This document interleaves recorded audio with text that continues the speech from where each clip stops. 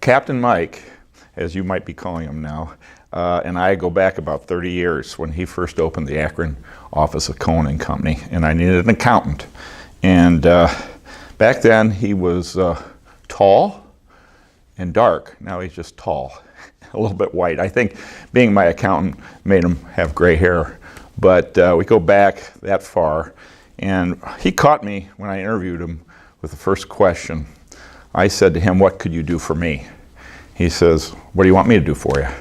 And I knew right then he was my guy. I would describe him as being an attentive listener, because even after that meeting with him and we started to talk about each other's careers and we learned about people in our class, it was no longer after that that I received a call from one of our local school districts, and they were asking for funding to support a big project. And I thought, how in the world would they know to come to me? And here Mike had known that I had led a foundation. His wife Joan was on the PTA, and they had this huge school project.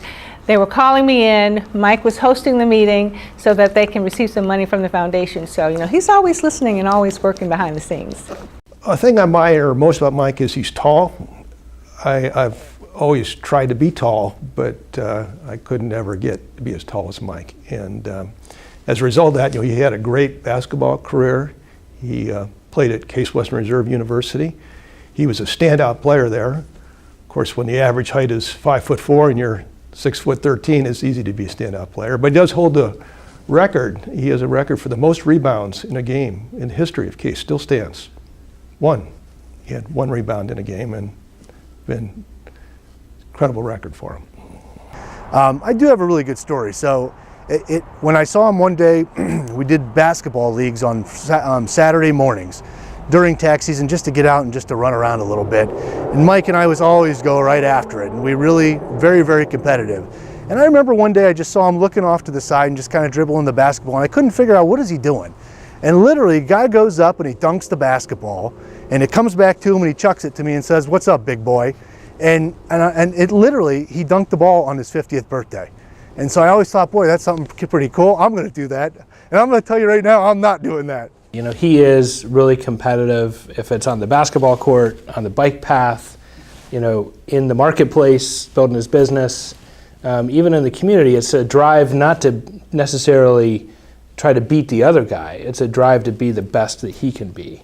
Hey, Mike, I want to take us back to the year 2010, which was the first year of the Ohio and Erie 100-mile century ride, towpath ride to raise funds for the Ohio and Erie Canalway. And I'm remembering that you were one of the founding riders. Here you are up here.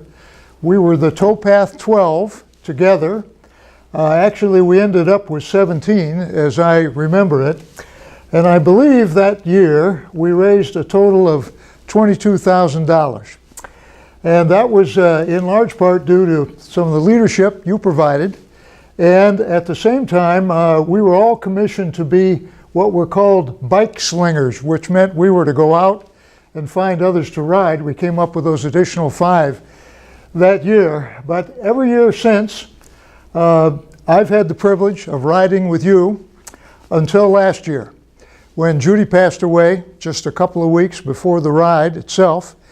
But nonetheless, I was able to ride because you rode me with you in the form of this bobblehead that was tied to the front of your bicycle.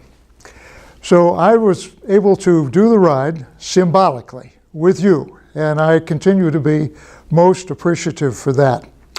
This year, I know that I will be once again back, and I know that you will be riding as Mike in person.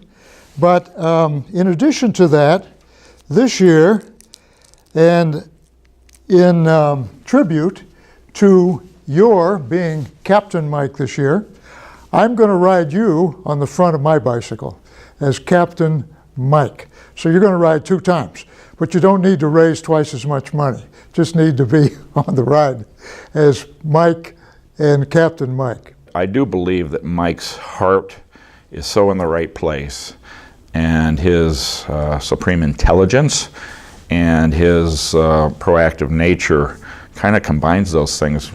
I'll go back to what I originally said, you know, the family, the friendships, and the philanthropy all mixed together, and that makes for a really good relationship style of a person, and I value those things. And Akron should really value the fact that Mike Kolk chose Akron to live in and to be involved in. The way Mike has impacted me is because he is a great listener and a great doer, and is always willing to step up to the plate. There has never been a chance that I haven't asked Mike to do something that he hasn't delivered. And so that's great when you have great people in your back pocket that you know, oh, I can call Mike because I know he'll get it done, or he'll tell someone else about it, or he'll bring others to the table. So that's just the kind of person he is, and he's always done it over the many years that I've known him. Certainly competent is one. As a technician, he's extremely competent. Competitive is another. If you've ever ridden a bike with him, you know that Mike is very competitive. And then courage. Mike is a very courageous guy. He told me the story of helping his sister move from Ohio to Arizona and traveled across the country in a car complete with 9 cats, 6 dogs, and a duck. Actually, I exaggerated, there wasn't a duck, but there was 9 dogs and 6 cats, and they drove all the way from Akron to Arizona. Courageous man. So again, I think that Mike's definitely been a mentor in my career. Things have been, you know, there have been good times, there have been bad times. Mike's been somebody that's always kind of been the guy to pull me off to the side and give me some direction. So certainly he's been someone that I've looked up to in my career and someone that I've wanted to emulate. So it's been a great ride.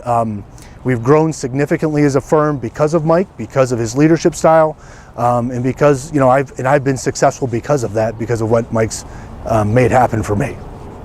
So Mike, I've just always appreciated your example and your commitment, your support of leadership background and so many other organizations that build the community's well-being. And I've learned a lot from seeing your leadership at Akron, and just really appreciate what you bring to our community, and really congratulate you on a well-deserved award.